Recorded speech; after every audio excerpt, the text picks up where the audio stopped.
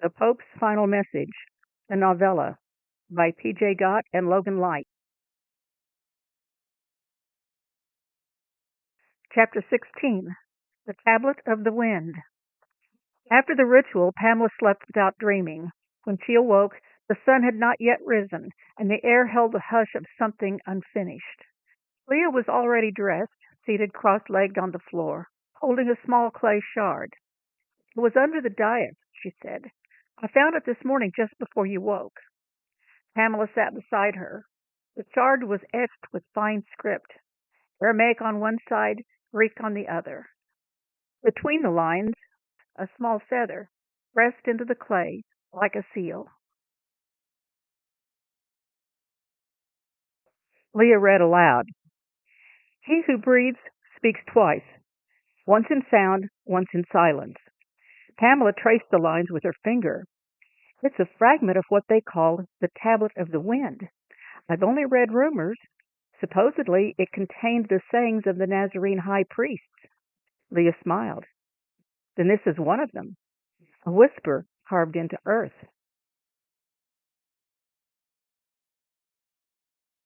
They brought the shard to the elder woman. She placed it on the altar without a word. Then she opened a cedar chest and removed an object wrapped in indigo cloth. Inside was a scroll bound with reeds. This is its twin, she said. Found years ago in a cave in Judea. We waited for the one who would bring the other half.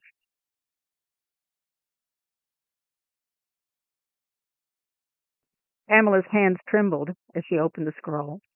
Its ink was faint but legible. More sayings, each one shaped like breath. Blessed is the one who hears what was not said. The world will call it myth. Let it. The wind has no need to argue its existence.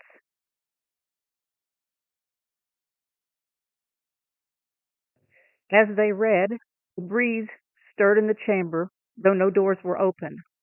Pamela closed her eyes. The air moved through her chest, a remembrance. This is the gospel behind the gospel, she whispered. This is what the Nazarene carried, not a doctrine, but a current. One holds breath, the other voice.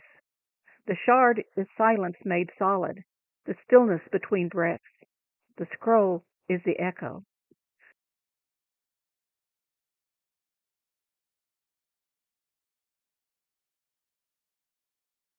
Leah looked down at the clay. Sound and silence, matter and memory. Pamela nodded. Two halves of the same whole. The word, etched into earth, then spoken into the air. The elder touched her shoulder. You've taken the breath, now carry it. Leah stirred the embers in their hearth as the candlelight flickered across the codex she was holding. Pamela sat cross-legged. Her notes spread in a semicircle. The late hour suited the conversation. Sacred things, she often said, are best remembered by firelight. You asked how I knew, Pamela began, about Polycarp, the Nazarene line, the riddles and acts. It started with Philo. Leah raised an eyebrow. Philo of Alexandria? Pamela nodded. She developed a method to decode enigmas, what is often called allegorical interpretation. But it's not just metaphor, it's layered meaning. When I used it on the book of Acts, the entire structure unraveled. Unravel how? Take Polycarp, Bishop of Smyrna, Pamela said, sliding a codex closer. We're told he was burned alive around 166 or 167 for refusing to worship Emperor Marcus Aurelius. Burning was a Christian punishment, not Roman. Rome preferred crucifixion, beheading, or lions. So the church killed him? Leah asked. Someone did, Pamela replied, because if Polycarp wrote Acts, and I believe he did, then his real crime was exposing the truth about Paul and recovering the origins of Nazarene faith. The Acts of the Apostles isn't just history, it's an expose. Leah leaned forward. You think Stephen wasn't just a character? He's more than a character, Pamela said. He's an enigma. His name, Stephen, is Greek for crown. And in Hebrew, NZR, Nezer, means crown. But NZR also means to separate and prince. He represents the Nazar, the one set apart.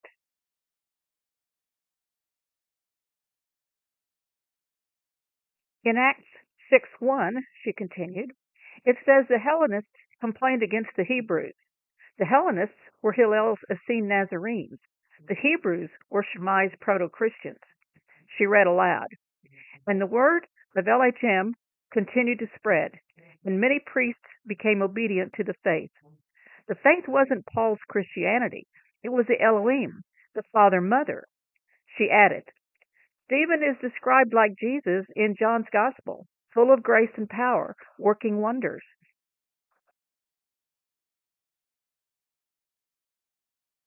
And his speech? Leah asked. Ah, Pamela smiled. Act 7. It's a minefield of errors, intentional errors. Stephen says the God of glory appeared to Abraham, but Genesis 17 is clear. It was El Shaddai, not Yahweh, who appeared to Abram, not Abraham. Shammai translates El Shaddai as God Almighty, but Shad is Hebrew for breast, and Hillel translates El Shaddai as God with breasts. A text supports Hillel. Quote, blessings of the breast and womb.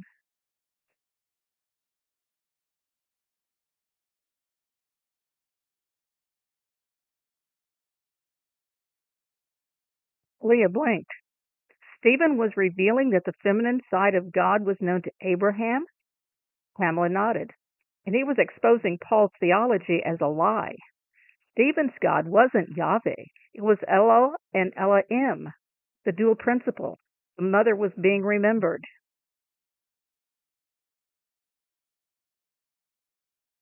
Even Abraham's name change is a riddle.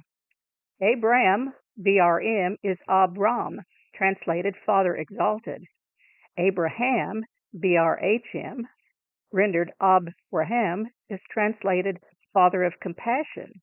And Varhaim is translated Son of the Mother. Sarah too, her name, SRH, Bishop Ora, is translated Woman of Light. Leah stood and began pacing. So, crucified baker in Genesis 40?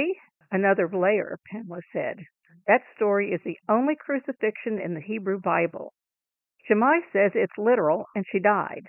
Hillel says the baker was the woman of light, Joseph's mother, a god without a penis.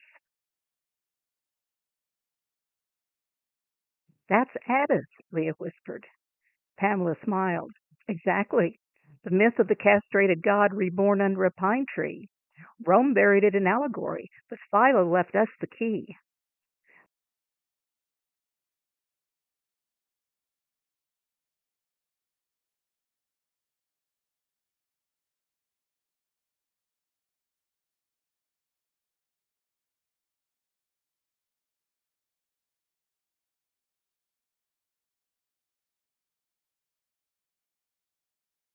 This concludes chapter 16.